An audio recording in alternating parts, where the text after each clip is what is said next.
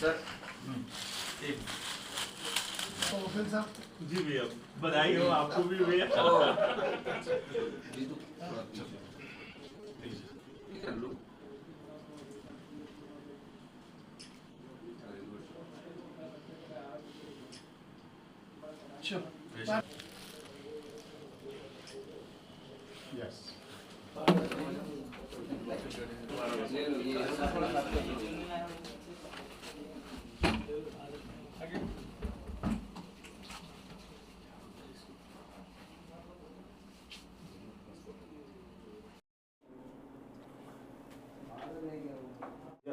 जी, सब में पहले तो मैं अल्लाह का शुक्र अदा करता हूँ और बाद में हमारे माननीय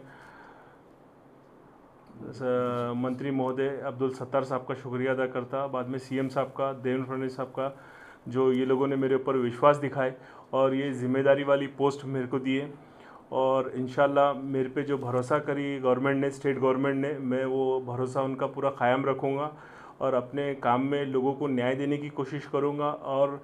ट्रांसपेरेंसी रख के वक्फ बोर्ड को कैसा आगे लेके जा सकते हैं वो करूँगा और जितने भी आज तक के वक्फ बोर्ड के ऊपर जो लोगों के इल्ज़ामात है, काम बराबर नहीं होता, ट्रांसपेरेंसी नहीं है, जल्द काम नहीं होते, हम ये कोशिश करेंगे चेयरमैन साहब के साथ में और गवर्नमेंट साहब के साथ, गवर्नमेंट के साथ में मिलके, माननीय महोदय अब्दुल सत्तार साहब के साथ में मिलके, मंत्री महोदय के साथ में मिलके कि भाई लोगों की तकलीफ जल्द से जल्द दूर करी जाए और लोगों को तकलीफ ये डिपार्टमेंट से नहीं हो। सर हमने देखा करे उसका मैं एक हमारा जो वक्फ एक्ट है वो वक्फ एक्ट के अंदर वो प्रोविज़न अभी फ़िलहाल मौजूद नहीं है, क्योंकि हमारे पास में ना डेवलपमेंट पे जगह दी जा सकती, ना कि जो है सो बेची जा सकती,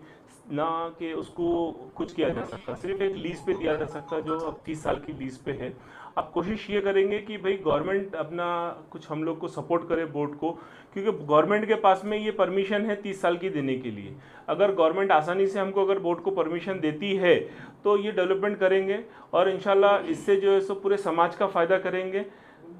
और ये कोशिश हम करेंगे इंशाल्लाह ये भी लाया जाएगा। सबसे पहले हमारी प्रायोरिटी ये है कि भाई जो पेंडिंग केसेस है हमारे पास में, जैसा कि मैं बार काउंसिल से आता हूँ, हमारे पास में जो पेंडिंग केसेस है, पेंडिंग हियरिंग के लिए जो मैटर्स है, प्रायोरिटी हमारी ये है कि वो लिखाया जाए और पैरेलली आप जो बोलना चाह रहे हैं कि डेवलपमेंट की कुछ चीज़ें हों जिससे समाज का फ़ायदा हो, उसके लिए हम बिल्कुल काम करेंगे और हमारे माननीय मंत्री महोदय साहब का भी यही विजन है कि समाज का फ़ायदा कैसा हो सकता और डेवलपमेंट कैसा हो सकता, इसके ऊपर गौर और तवज्जो दी जाए बोल के। दूसरी बात फायदा हो सके, अभी जो सेंट्रल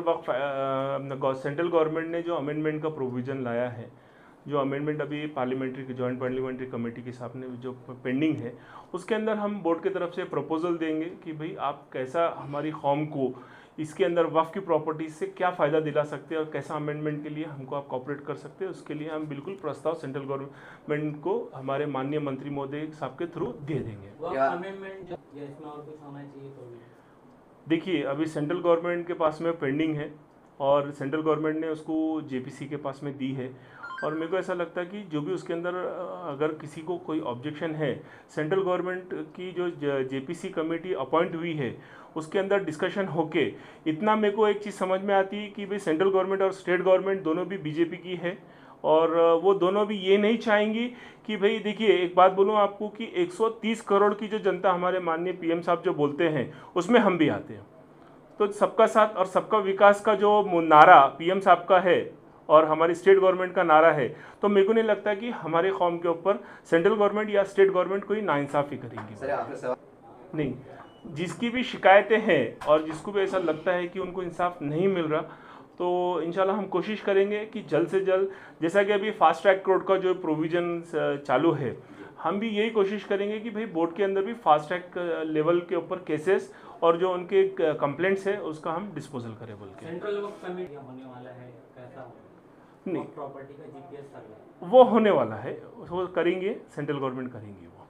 मुशीर साहब क्या नए मेम्बरान का तकर्रुर हुआ है और ख़ास तौर पे जो मेंबर हुए हैं ये औरंगाबाद के एक मशहूर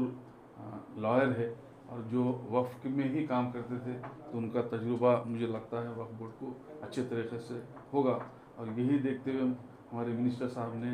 इनकी तायीद की है तो आने वाले दिनों में हमको एक अच्छी उम्मीद है वकील साहब से कि कोई अच्छे काम हो जाएगा। और मैं एक चीज़ ये बोलूँ कि 1995 के अंदर यह वक्फ एक्ट इजाद में आया और पहली बार ऐसा हुआ कि मराठवाड़े को और औरंगाबाद को वक्फ बोर्ड की मेंबरशिप की नुमाइंदगी का मौका मिला।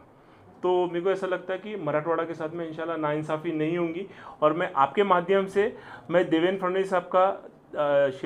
माननीय सीएम साहब का, देवेंद्र फडणवीस साहब का, अजीत दादा का और माननीय मंत्री महोदय सत्तार साहब का शुक्रिया अदा करूंगा कि भाई उन्होंने मराठवाड़ा के ऊपर एक एहसान करे कि वह मराठवाड़ा को जो है सो एक वक्फ बोर्ड का मेंबर दिए ताकि मराठवाड़ा के साथ में कोई इंसाफी ना हो। सर एक मैं एक बात बोलूँगा, आपने जो सवाल करे तो पीएम साहब है तो पूरे देश में मुमकिन है कि सुन लीजिए, जो ये कहते हैं कि पीएम मोदी साहब है तो मुमकिन है, तो